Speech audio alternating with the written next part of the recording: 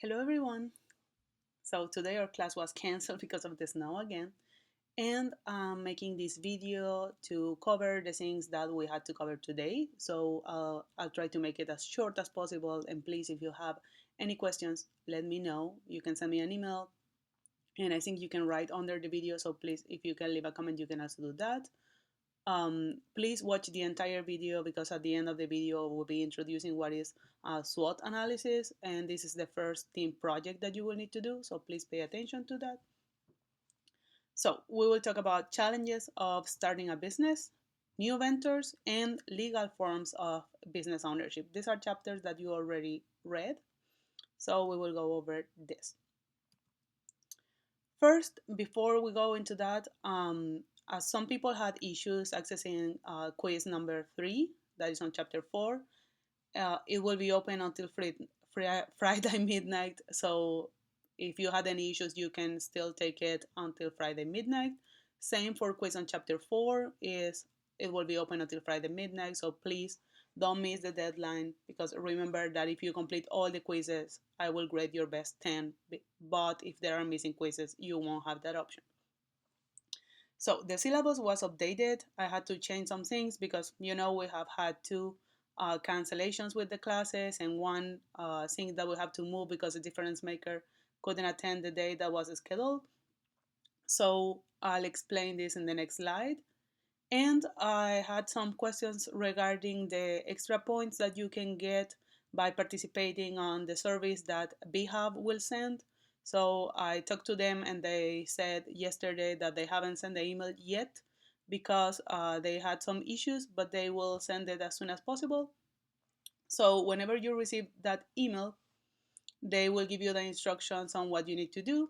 Commonly, you will need to answer a survey, and that will be it. At the end of the survey, they will ask you for your name and your class. So you need to select my class, and then I will get the information and I can give you the extra points.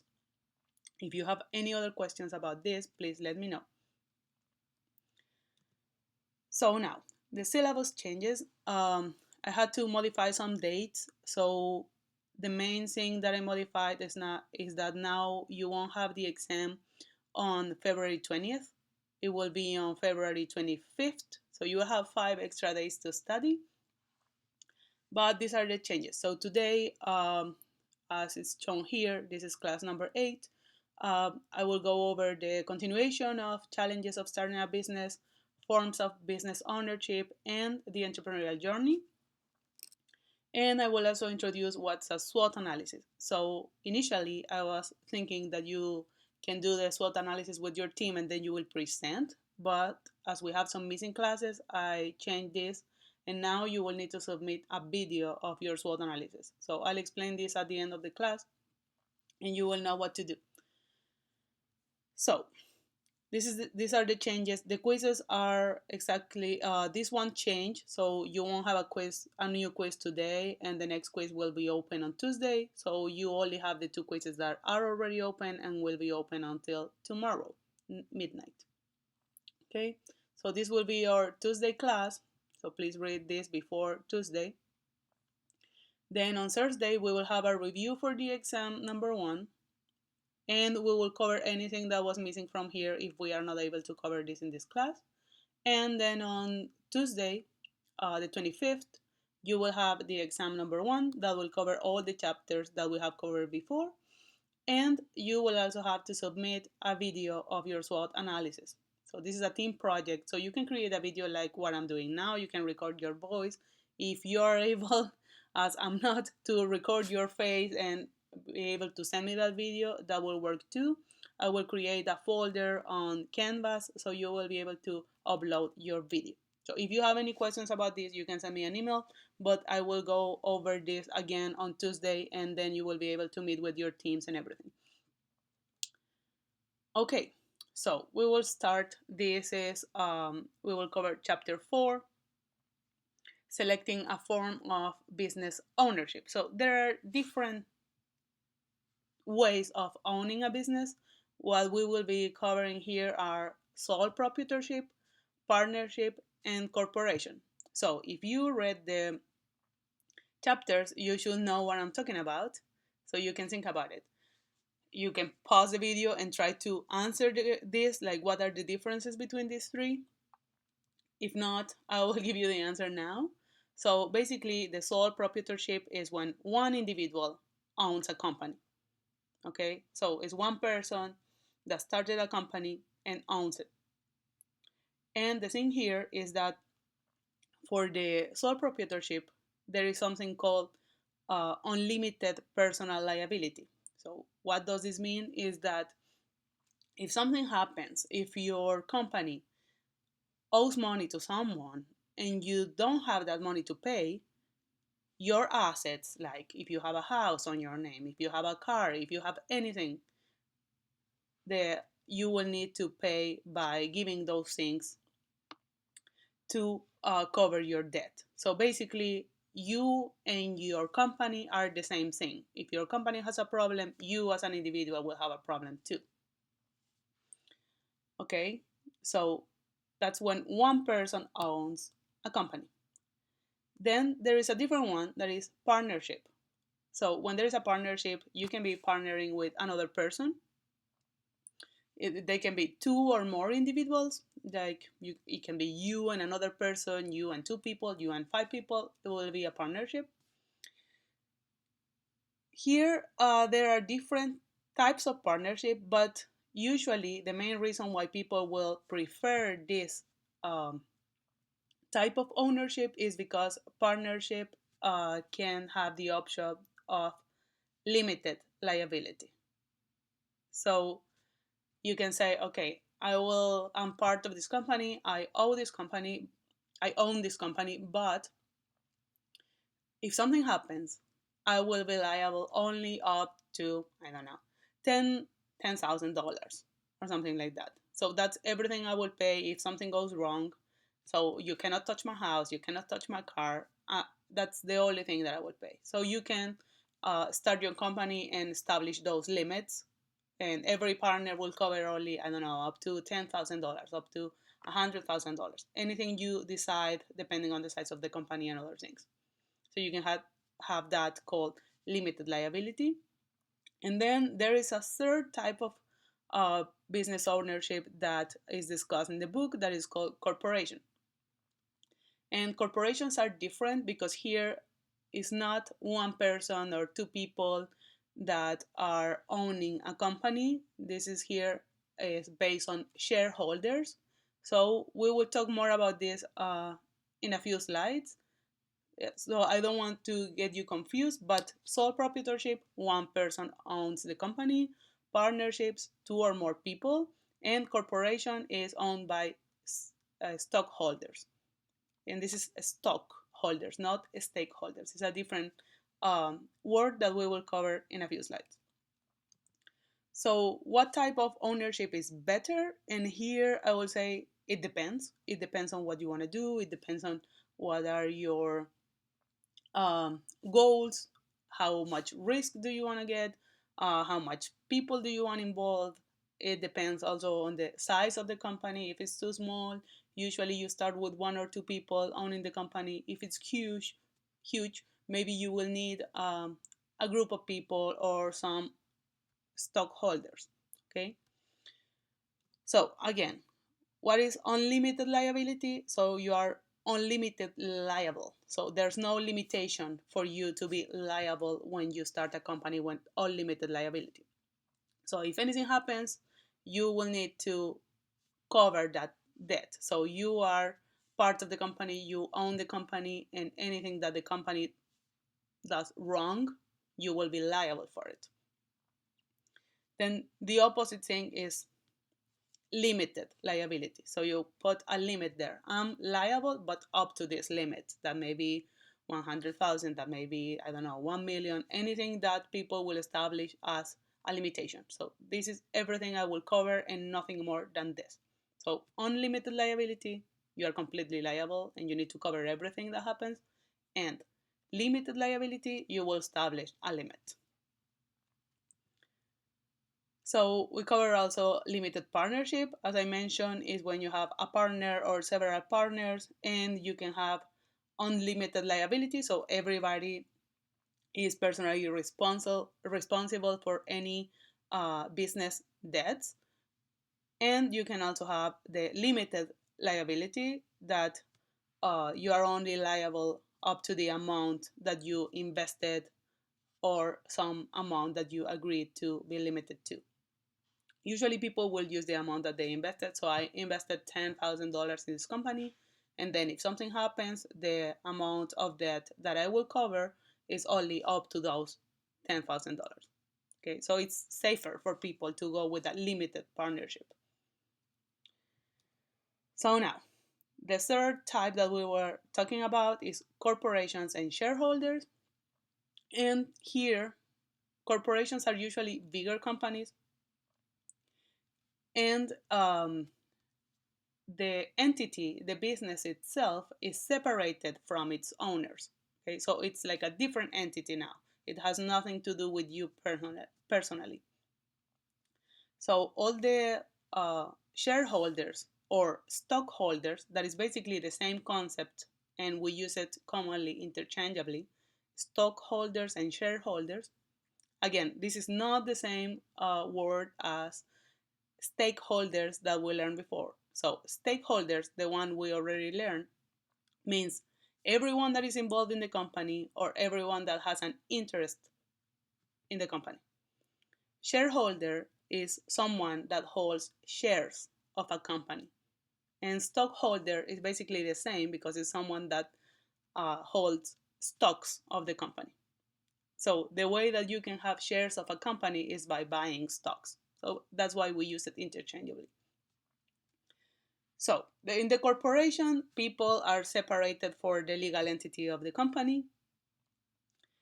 And the company itself, as is a separated entity, it can buy property, can enter contracts, can sue people, can be sued too. So it's a separated thing, and there you can buy, I don't know, cars, property, anything, and they will be property of the company, not your property. So then you can separate everything. The shareholders also have limited liability, usually up to the amount that they invested or that they spent in stocks. And if anything is at risk, they will only risk the money that they invested. So no houses at risk or any property that you own will be at risk. Okay, so this is a table that shows the different aspects of each one. So this is a limited liability company. The LLC usually is called an LLC, limited liability. It has limited liability, yes. We will go over the taxation in a few minutes.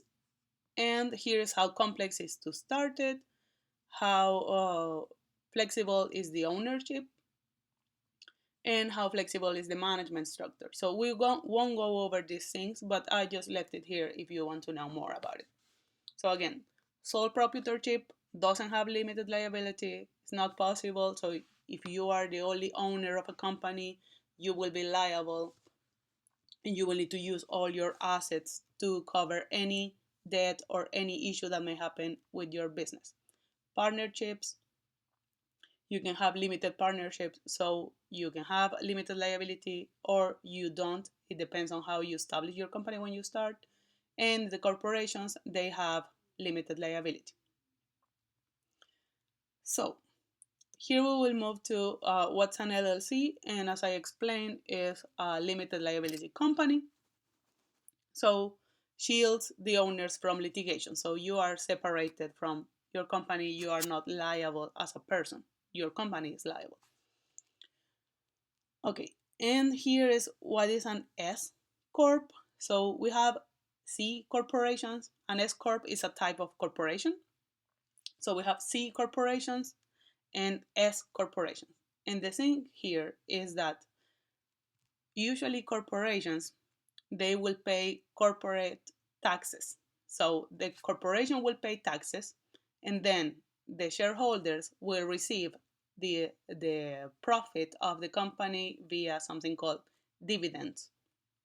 But when they receive this as a dividend, they will need to pay taxes again for their dividends. So this is known as double taxation, and this happens to the C corporations, that they will pay taxes as a corporation and then the shareholders as individuals. So there's also something called S corporation, that is the one that is here on the screen.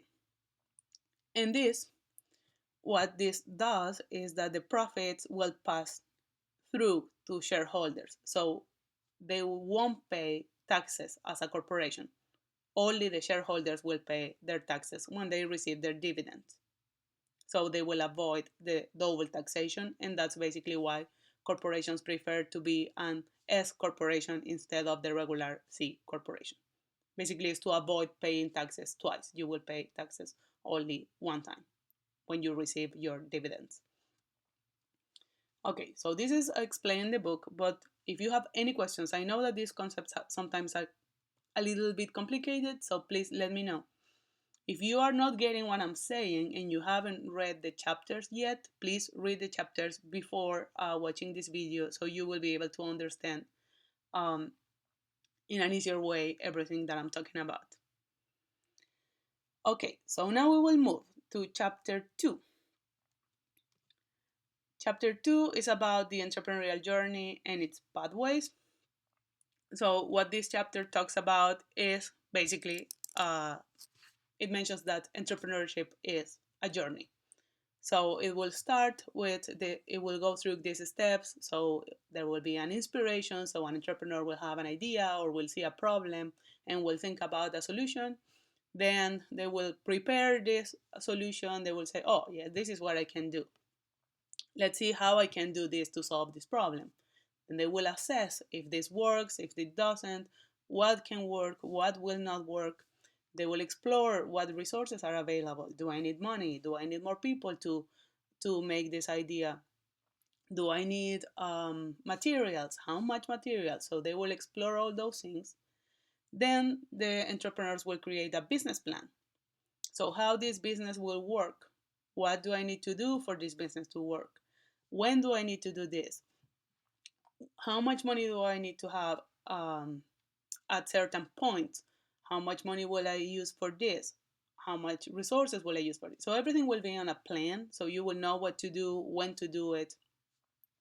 Then you will start navigating this plan, like doing the things, and then when you do everything you need to build your product or your service or anything that you are developing, and then you are ready, you will launch this. So when you launch it, it means that it's available for people to buy it. And this is how some people will explain entrepreneurship as a journey that goes through these steps.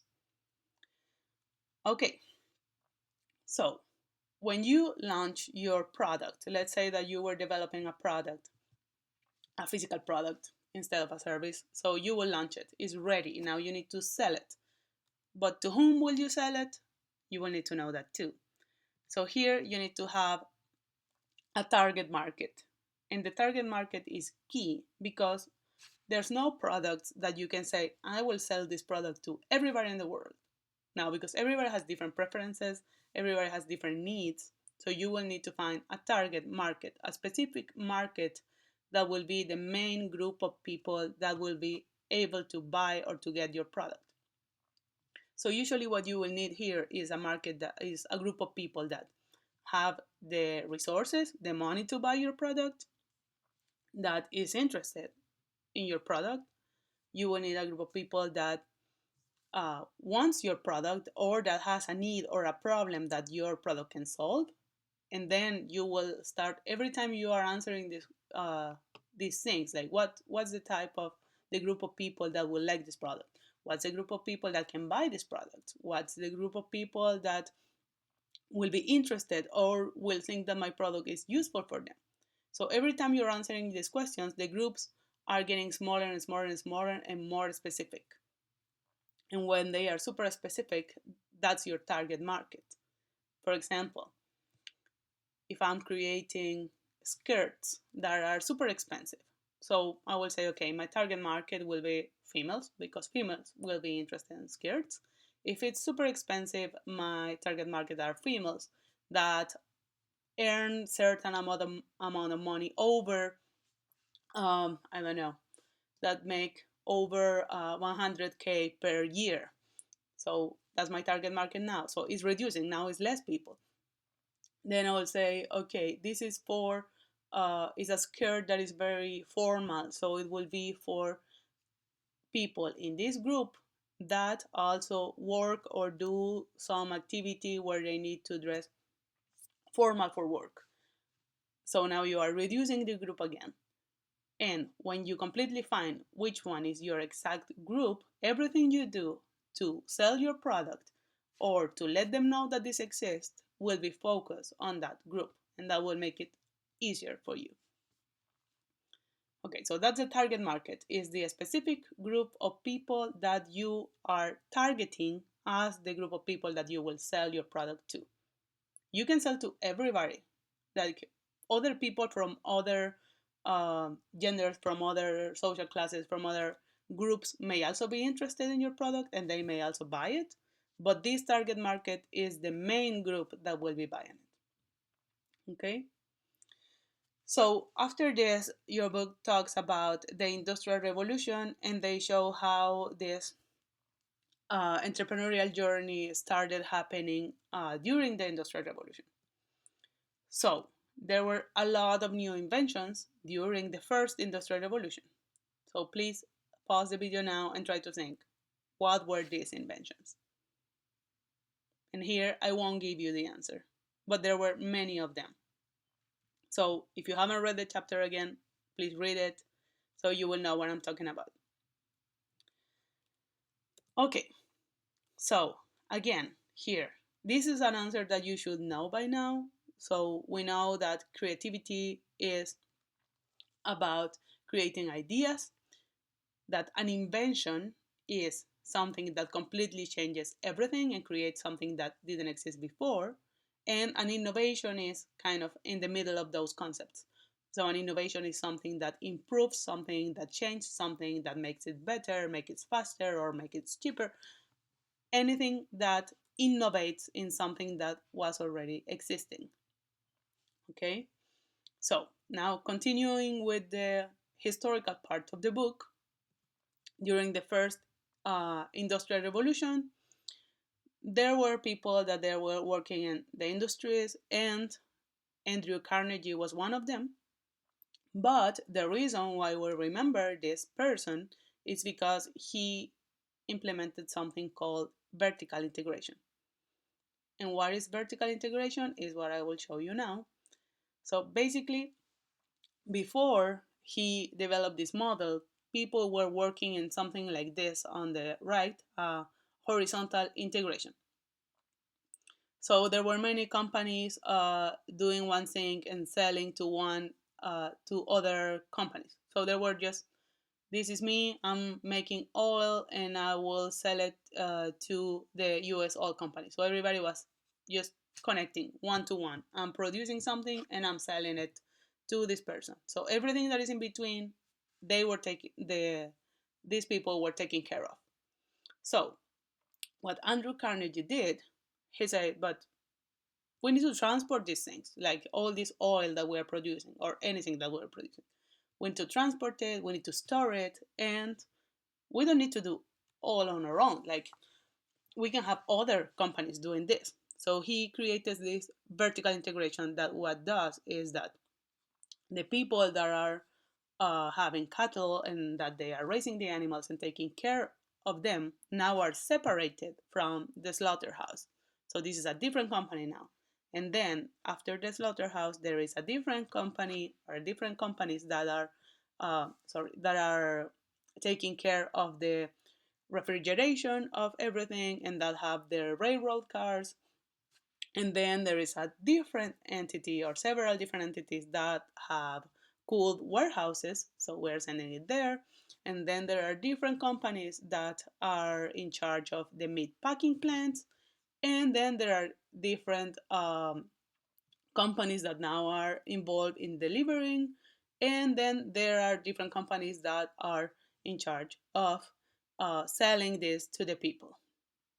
So what he did is like he started separating everything into different companies, but as these different companies had a very specific role, they were more efficient because now the refrigerated railroad cars, they have nothing to do with raising the cows, so they are just specifically um, paying attention to the railroad cars, so they can become better at it because they are focusing their efforts in one thing. And this makes it cheaper, faster, and basically more efficient and effective for everyone in this chain. So that's basically vertical integration. You have a vertical order where things are moving. Okay, so if you have any questions about this, please ask me. Like, these are things you will need to know for the exam, and I really want you to understand these things. So horizontal integration, there are companies doing everything and sending it and moving it and packing it and producing everything at the same time and then giving it to the company that will sell it. Versus vertical integration, everything is disaggregated and there are different businesses doing specific tasks to complete all this process. Okay, so during the Industrial Revolution, this was happening, and people started creating more innovations and more things because as they were more um, specific on what they were doing, they discovered that they could improve many things. So, one thing that was also created there was something called patents. So, what's a patent? Basically, it's a document that says that this person created this innovation or invention and has a legal ownership on it. So this person can use it. This person can make profit out of this invention, but the rest of the people cannot unless this person allows them to do it. So that's a patent. I have the definition here is a legal document giving the holder exclusive intellectual property rights over a specific invention. And basically these are, I would say that here there are divided opinions because some people say that they are good for innovation, some people say that they are not because they limit the use to some people. So it depends on how you want to do it. Well, basically, a patent is a document like these documents that are here. The document will show what's the thing that you created. So in this case, this is a product, a tangible product, and it will show everything about the product and it will describe everything like this product is made of, I don't know, plastic. It has different metallic parts inside. These are the specifics. It will have some pages where they will show these are the measurements, these are the materials, this is why this is here, this is how it is connected, this is for what we use it, etc. So when people create new um, softwares, they can also file a patent and they will need to show everything like this, like how the software works, what's the code, what is new about it, how will this software be used if it's made for a specific industry, what are these industries or something like that. Everything needs to be super specific. So what happens when you have a patent? Basically, you created something that no one else can make profit out of it. So if someone is using it and selling things that you created and that you have a patent um, from, you can sue those people and you can say, okay, you cannot be doing this unless I allow you to. And every time you sell one of these products that I invented, I will receive a small fee for that. And that's usually what companies do. Like, you will file a patent and then you will, the term is licensing. You will license the patent to other companies and they will be able to produce the same products or software or anything that you invented. They will sell it to, and you will receive a small fee from those sales. So, if you want to have a patent of something, there are some things that you need to have. So to file a patent, your innovation or invention needs to be novel. So it needs to be something new or something that really changes something that was already existing. It needs to have a utility, so it needs to be useful for someone, for some industry, for some groups of people. It needs to have something like an application, so people need to be able to use it for something. And to file a patent, the third rule is that it also needs to be non-obvious. So you cannot patent something that is completely obvious, like, I don't know, there is a patented pen, and now I will make the same pen, but I will make it wider, so now children can use it better. So that will be non-patentable because it's obvious, like it's exactly the same product. You are just changing the measurement, you are just changing the size or the color or things like that, so it's not new. But if there is a pen and you change the shape and you say that now this shape works for, I don't know, it's easier, it's more ergonomic, it has a new feature that, I don't know, you can take it easily and it won't fall from your hand, things like that. Now that's novel and that may have a utility. Maybe it's for children, maybe it's for people with some disabilities. So things that are new, that can be used, and that are non-obvious, they can be patented. So we continue now. So during after the Industrial Revolution, they created the patents and this new like vertical integration system.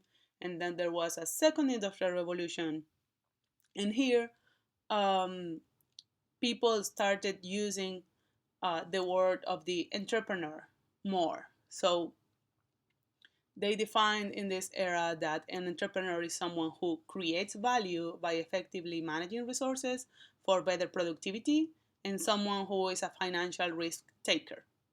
So basically, to create value, it doesn't mean that it's not related to price, to like a monetary value. To create value means to produce something that has a value for someone, that is valuable for someone. So it may be something that is super cheap, but is important or is relevant or people will like it or people will need it. So it has a value for someone. And the entrepreneur creates this value by managing resources. So they have resources, they have money, they have machinery, they may have materials, anything they need to produce what they are doing. They manage those resources and they try to have better productivity. So, as we have discussed before, being effective and efficient is key. And they also define an entrepreneur as someone who is a financial risk taker, just because there is a lot of uncertainty when you're an entrepreneur. So you don't know if things will work. You are starting usually something that is new. So there is a lot of uncertainty there because you don't know if people will like it. You don't know if they will buy it. How much will you sell? So many things that are risks, many things that can happen. And that's why people define entrepreneurs as risk takers, because you are not going for something that is completely safe. So, after the Second Industrial Revolution, we have the interwar and the post-war war. So here, the U.S. was in a recession, and when the First World War started, and then when they entered in this war, there was a boom in the economy.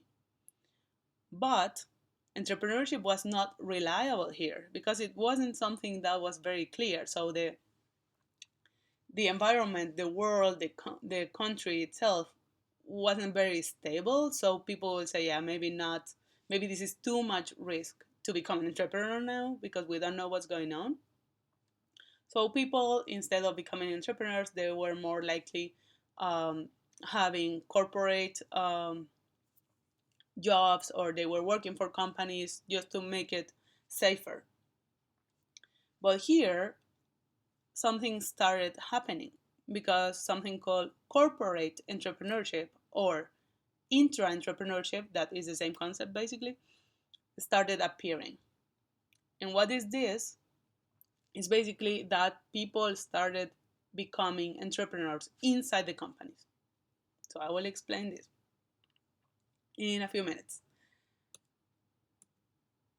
So after that, like when that happened, these entrepreneurs and corporate entrepreneurship appears, and then when everything was going well again in the country and in the world, uh, the people with an entrepreneurial mindset were not very attracted to the corporate life, so they didn't want to work for other people now, and they wanted to do their own things. So they appear more entrepreneurs, and again, the intrapreneurs and or corporate entrepreneurs appear. And what are these? So basically, intrapreneur and entrepreneur are similar things, but the characteristic basically is that the entrepreneur will start creating something new when they are already working for a company. So I'm working for a company, I see something new that can be created inside this company, within the company, and I can tell my boss and say, hey, I have this idea, we could do this. So some companies will say, oh yeah, we have the resources, let's do it. So then you start creating something new inside this company that sometimes ends up in a different branch of the company, in a parallel company, in new products, in new innovations, etc. Versus the entrepreneurs that the regular entrepreneur will start the business on their own, so they don't have the support of a company that is helping them, and they will do it with their own resources that they will be able to find, and not with the resources of the company as the entrepreneurs do. Okay, so I have here some different a comparison between the two. I won't go deep into them, but you can read this so you can learn more about it if you want to know more differences between the entrepreneur and the intrapreneur. And I have an example of an intrapreneur that, again, in some textbooks, they will be called, uh, they will be referred as corporate entrepreneurship. So, entrepreneurship that happens inside a corporation. That also means intrapreneur. So, here's the example. Basically, it's about Sony. So, Sony was Sony company. They were making TVs many years ago, and this guy, Ken Kutaragi, was working for Sony, making the TVs. But one day he noticed that his daughter was all day playing Nintendo. And he told his bosses, like, maybe we can do something, because we can create something that is just made to work with Nintendo. So he was at the beginning thinking that we can create a specific TV for gaming. So we can partner with Nintendo and we can make it. And their bosses say, like, yeah, I don't know if I want to partner with Nintendo. Like, we are doing well, we can keep doing this. But he kept thinking about it. And then he said, well, if we don't want to partner with Nintendo, we can make our own console. So he developed the PlayStation. And then Sony said, yeah, this is great. So now we make TVs and we also make PlayStations. So these are two different things for two different target markets. So it's not the same people buying TVs that the ones that are buying the PlayStation. So we have two target markets, and to make it easier, what we will do is to have a new branch of our company that will be called Sony Computer Entertainment. So Sony Computer Entertainment will be completely focused on entertainment, versus Sony, the regular one, that will keep focus on TVs and other things that they were doing. So this is an example of an entrepreneur and how these new innovations can also happen inside companies, and can create new products, can create new branches of companies, can create parallel companies, etc. Well, basically, this guy had the support from their bosses that say, okay, let's do it. Just try it and see what comes out of this. And that's it about entrepreneurship and intrapreneurship. And now we will move to new ventures and challenges. So again, if you have questions, please let me know. If something is not clear, please put it in your notes, and let me know on Tuesday so I can help you and you can be completely clear and know everything for the exam. So, new ventures and challenges. And to talk about new ventures, well, there are some concepts that we need to know. So one is a startup. So you will see this word a lot and you will hear it when you talk about entrepreneurship. So what is a startup? Is a company that is starting. So it's is starting up. So it's just appearing, is on their first um, stages. Usually when you have an idea and you start creating a company and you are, I don't know, seeing, evaluating how many people do you need, what resources do you need, and you create this small company that is being created will be called a startup. Okay. So the startups and the new ventures, that is another synonym, they have a life cycle. And this life cycle starts with a stage that is called pre-seed. That basically is when you are developing an idea. You have this idea, you start working on it, and then you will move over time to advance these things. So at an early stage, basically you will implement your idea. So you made this product or service that you are creating, is done, you started selling some of them. So you are in the phase of implementation. You are implementing your idea, selling, etc. Then you need to try to start selling more so your company can grow. You need to start hiring more people. You have everything more specific, everything planned, so everything is working well. You are growing. Then these new ventures will reach a phase that is called maturity. So now it's like when a company is almost established, is reliable, they can survive by selling their products or services, and they don't need too many extra help. So the company is working, and sometimes people will decide to go bigger, and what they do is to sell this venture. So they can sell it to a bigger company. Let's say that I started a, I don't know, very small restaurant, but now a chain of restaurants wants to buy it, so I can sell my entire company to them. Or I can go and find more money from investors, and I can do something that is called IPO. So an IPO is the initial public offering. Basically, I have everything well done with my company. I have all the documents I need, and now I'm open for people to buy shares of my company, so to become investors of my company. Okay, so this is what the new venture life cycle. Here, when you go for an IPO, then you can exit the company. Sometimes the investors will keep managing it. Sometimes you will stay if you are the owner of the company. It will depend on how much shares you want to sell and many other details. But here we have another graph that shows the business life cycle.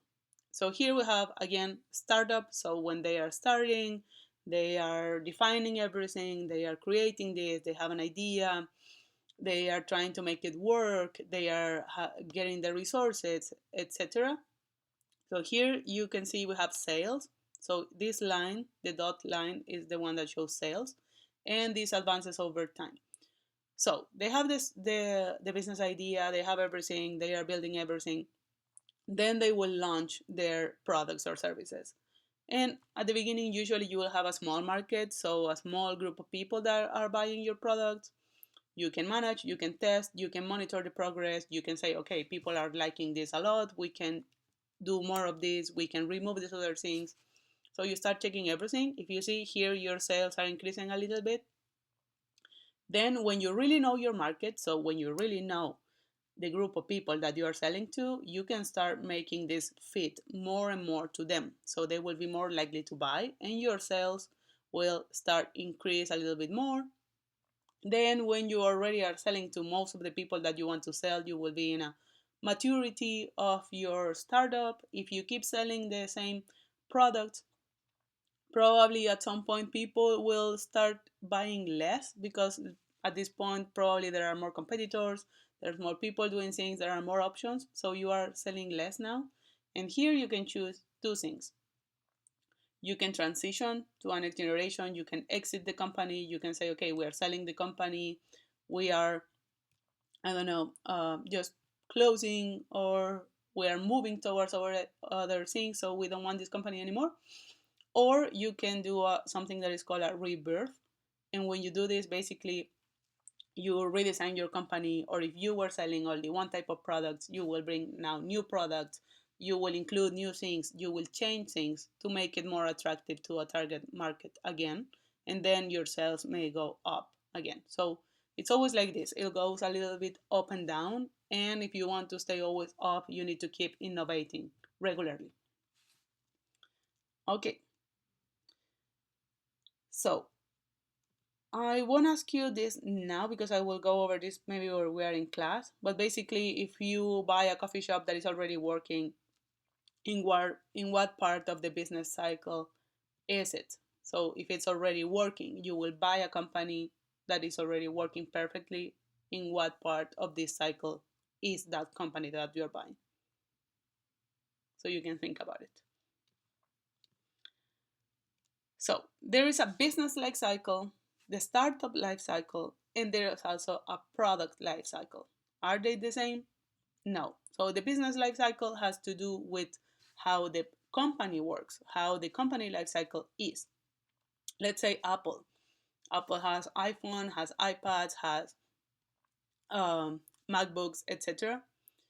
So those are different products, but the company is Apple, and they have been very good some years selling a lot, other years a little bit less.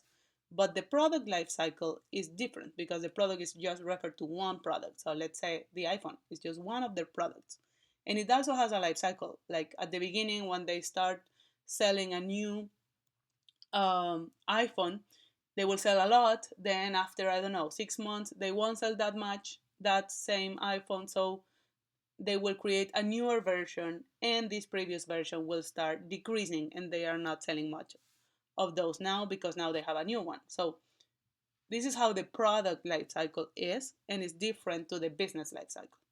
Okay. So the business life cycle can be always on top, like they are always growing like this. They are always here growing, growing, growing because they have different products and they keep selling, versus the life cycle of the product is like each iPhone is like going up and then dying because a new one appears, going up and then dying because another one appears, and things like that. So it's a different cycle. Okay, so we talked about, sorry, we talked about the IPO, and here is the definition. So basically, an initial public offering, and this is a key concept that you will keep hearing, is what companies use to have access to funds for future growth. So let's say that I have my company, we're a startup, and we need more money.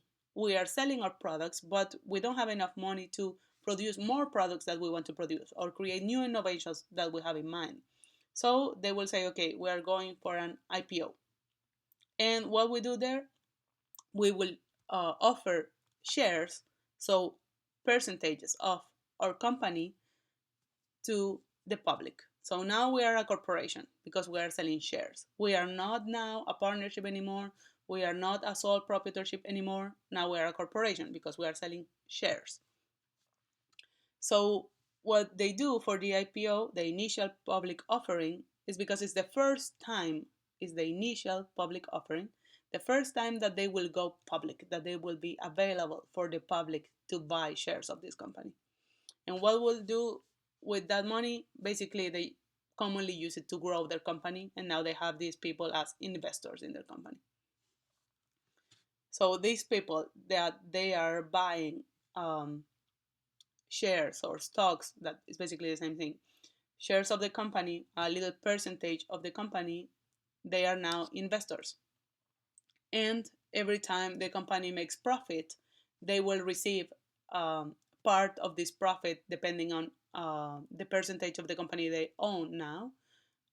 They will receive a part, the same proportion, but of the profit for them, and this will be paid to these shareholders that are now the investors, will be paid in a way that is called dividends. So dividends, again, is what you receive when you invested in a company and they are making profit. So they will pay you dividends monthly or yearly, depending on how everything is scheduled. Okay, so this is the class, that the things that we needed to cover, and now we will move to the SWOT analysis.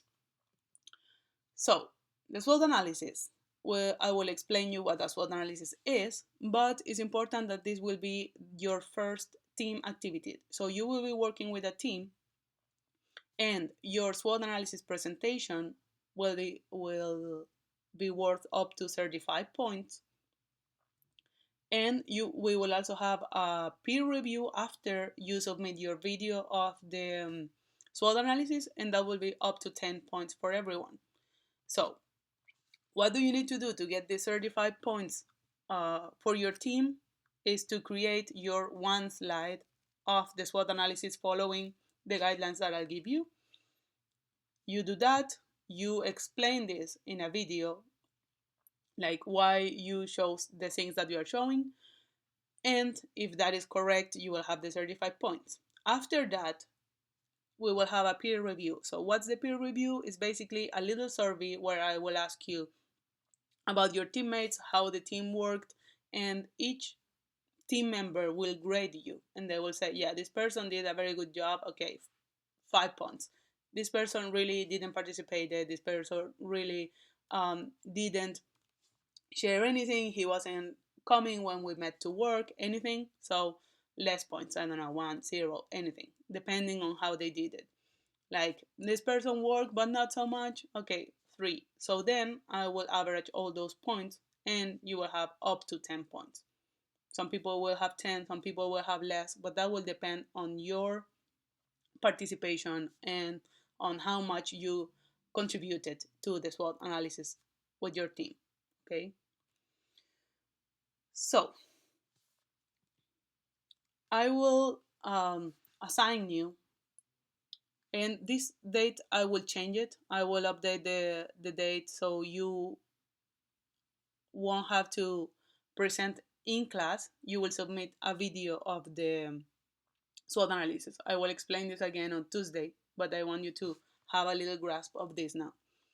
So each team will create a SWOT analysis of an assigned local business. So I will assign a business to each team, and you will create a SWOT analysis of it. So again, you won't present. I will update this. You won't present. You will submit a video that will be the same day of exam 1. So the deadline is that day at midnight. You have that deadline to submit your video. And in the video, you will have the same one slide. You can talk over the slide. You can, I don't know, you can record your faces. You can record it separately and then put it everything together with your team, or you can meet and record this together, whatever you want to do. But everybody that work in the SWOT analysis, so everyone on the team needs to participate. And if you are reading or if you are recording, I need to notice that everybody is participating there. So everybody is presenting. Okay, so you will have 4 minutes on your video. That's the maximum. If you use 2 or 3, it's fine. But please don't go over 5 minutes, because then it's too long. And the SWOT analysis is very short, so you won't need more time than that. So this, again, I will change. I didn't update this before the video. So you won't email me your slide. I will create a folder on Canvas, so you will be able to upload it there. The deadline again is the same day of exam 1, but at midnight. If anything is submitted after midnight on February 25th, I will discount 5 points per every day that is delayed. So it has a total of 35 points. If it's late, you immediately have 30 points maximum. Okay? And we will have a peer review after the presentations. So again, it's a survey that everybody will answer, and you will grade your teams, and you will let me know how everything worked. So if the team worked very well, for the next team project, you can keep working with the same team. If the team didn't work that well, I will need to make some changes, and you will have a new team. Okay, so what is a SWOT analysis? So SWOT is an acronym. The S means strengths, the W means weaknesses, the O refers to opportunities, and the T refers to threats. Okay, So you can do a SWOT analysis of anything, but here we will do a SWOT analysis of some businesses. So basically, when you are doing a SWOT analysis of a business, you will have the strengths.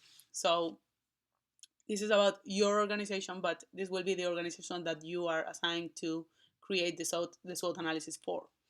So what are the strengths will be the things that the company is doing well, the advantages that the company has, um, what are some unique things they have, or things that other people see as strengths of this company. So good things of the company, everything that is positive, something that they are doing well, any competitive advantage, anything that makes them different from other companies in the same industry, those will be strengths. What are the weaknesses? So things that the company could improve, things that are not going very well, things that the company is missing or lacking. So these are questions that you can use to create your SWOT analysis. So what could be improved? Uh, where do you have, does this company have fewer resources? So maybe they are lacking some things. And what are other companies likely to see as a weakness of this company that you're analyzing? So things that are not working well or that could be improved will be considered weaknesses. And here it's important to notice that the strengths and the weaknesses are internal. So these are from the company that you are analyzing. They are internal of the company, they are part of the company, are things that the company has as strengths or things that the company doesn't have as weaknesses. And the other two parts are external. So these are related to things that are outside the company. So one is the opportunities. So what could be an opportunity for this company that exists in the environment, that exists outside, that exists as a new technology, anything that can be a chance for the company to create new things, to make things better, etc. What are opportunities that these companies will be open to? What are some trends maybe that are happening and that may be useful for the companies that you will be analyzing? So opportunities, anything that may be there that may be useful for the company to improve. And the last one are the threats. So anything that can affect things, that can affect these companies negatively. Things that may harm the company, things that may make them sell less, obstacles that may exist. So what could harm this business? What are things that maybe the competition could do and that will be harmful for the company that you're analyzing? So these are the things that you will need to consider, okay? So strengths and weaknesses are from the company itself, the good and the bad things of the company. Opportunities and threats are external. So things that opportunities are the things that may be useful for the company to improve, and threats are the things that may be affecting negatively the company or any obstacles or things that are outside. Okay, so this is a different example. So there are different ways to present a SWOT analysis, but they will always have these four strengths, weaknesses, opportunities, and threats. Or these four areas. So this is another way to understand it. This is just for you to be clear on things. So this is an example. So strengths, again, are the advantages. So here, this is from just an example. So a strength may be that, I don't know, the people that work there have very good education. They are very good. They have good experience. They have professional networks. Those may be strengths of the company. So they have these things. And they have these things, and not all the companies that are doing similar things have these things. Okay, so these are strengths. Then weaknesses, things that the company is lacking, things that could be improved. Any disadvantages, problem areas. So what, I don't know, if it's a coffee shop, problem area is that they don't have too many people working. They have less personnel than what they should. That's a weakness of the company. They are not perfectly staffed as they should. Again, strengths and weaknesses are internal factors, and opportunities and threats are external factors.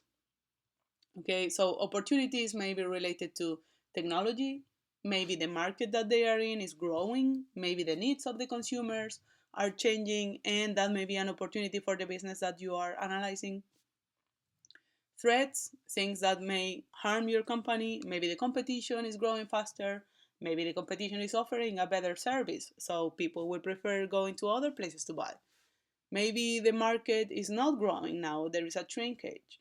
So things like that you will need to analyze depending on the company that you are assigned, and you will need to write this um, things, each one of the four areas you will need to complete it for the company that you will be assigned.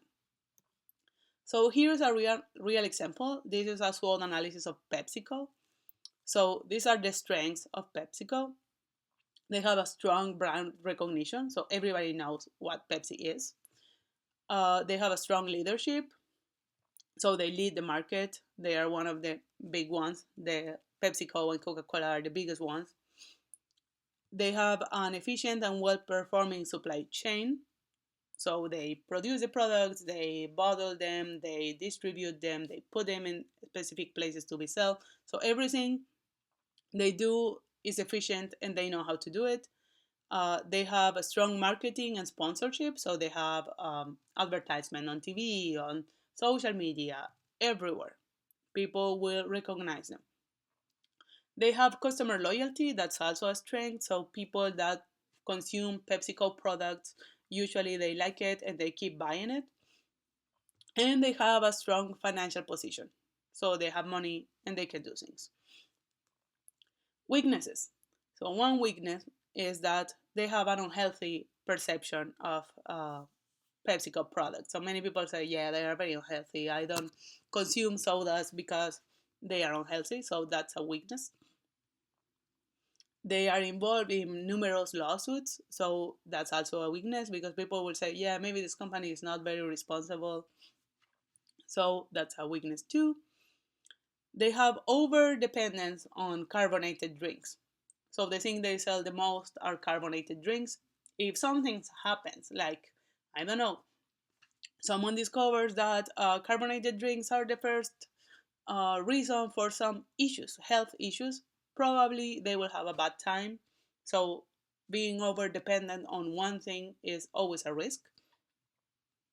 And the another thing is that another weakness is that they don't always get it right with their marketing. So they have many commercials that have been controversial, that some people say, oh no, I won't be consuming this thing anymore because they say this bad thing on the commercial and things like that. So that's another weakness point. So now, opportunities. They can use e-commerce and online customers too. They can deliver. They could use that as an opportunity to move their market and now not being dependent on the stores. That could be one thing.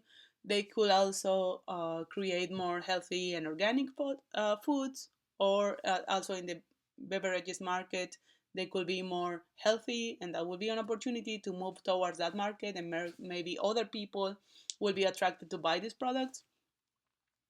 And they could focus more on consumers in developing markets, so maybe they could use other countries where they are not positioned yet, or create some type of product that will be for a different type of consumer. That could be an opportunity.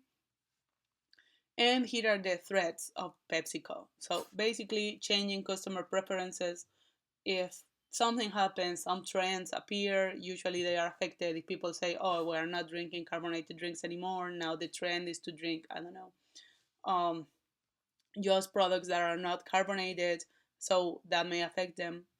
Another threat is that they have an intense competition, so they are always competing with Coca-Cola and with other brands that are not major but that they are also competitors. So they have an intense competition. There are many, many, many players in this market. And the another threat may be the changing in government regulations. So here is something that may affect them too. If any regulation in any country changes and now carbonated drinks or something like that are not allowed anymore, that may be affecting them. So that is a threat. So something like this is what you need to do, but with the companies that I will assign, and you will need to have at least four different items inside every area. Okay. So at minimum 4 strengths, at minimum 4 weaknesses, at minimum 4 opportunities, and at minimum 4 threats for your company.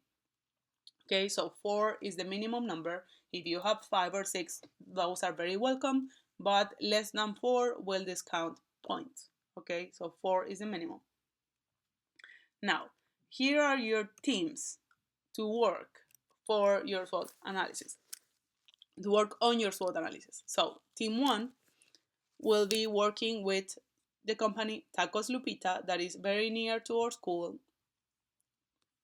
So the team that will be working with Tacos Lupita and that will create the SWOT analysis of Tacos Lupita is composed by these people: Akash, Haley, Coffee, Georgia, and Andres.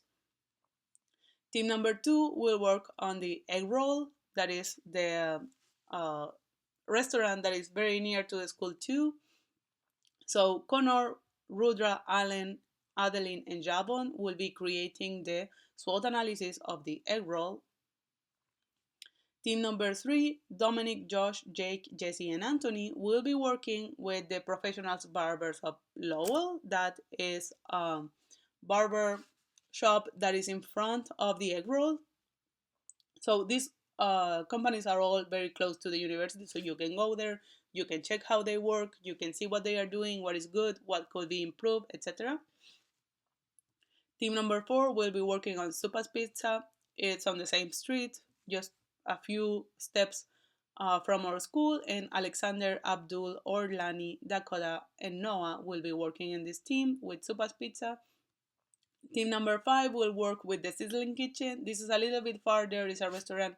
If you go from the school walking to go downtown, just behind you crossing, you will find it. And here, Angelina, Paul, Oscar, Mateo, and Leona will be working on the SWOT analysis of the Sizzling Kitchen. Team number 6 will work on the Egyptian Grill. This is the food truck that is in front of the only hall. So if you go walking towards the shuttle station here at the North Campus, you will see the Egyptian Grill is the green um, food truck that is there. So Adam, Madison, Connor, James, and Dylan will be working in creating the SWOT analysis for the Egyptian Grill. And team number 7 will be working with the Einstein Bros Bagels. That is the cafeteria that is inside the only hall and has a yellow circle outside the only hall to show you where it is. So just a few steps away. And Comfort, Jeffrey, Ashley, Savannah, and Jonathan will be working in this SWOT analysis. So these are your teams. I didn't make any arrangement. You are organized basically by the order of the attendance list. So we will see how this works. On Tuesday, you will be able to work a little bit with your teams to meet each other and to prepare everything. I will go over this a little bit again so you will know what to do. And that's it. So on Tuesday, I will let you know more about this. If you already know someone on your team, you can start talking to them. If you want to send an email to them, you can also do that. If not, you can wait until Tuesday. And if you're around and you go to Tacos Lupita, the Egg Roll, Professional Barbers of Lowell, Supa's Pizza, Cecily's Kitchen, Egyptian Grill, or Einstein Bros, you can go and check what's going on, what they sell, what things are working, what things are weaknesses, what things are opportunities for them, or what could be their threats. Okay? So this was an activity that I have thought to do in class, but we won't do it. We will do it on Tuesday. So again, if you have questions, if you have any issues with anything, please let me know. And I'll see you all on Tuesday. Have a great weekend, stay warm, and enjoy learning more about entrepreneurship. See you soon. Bye bye.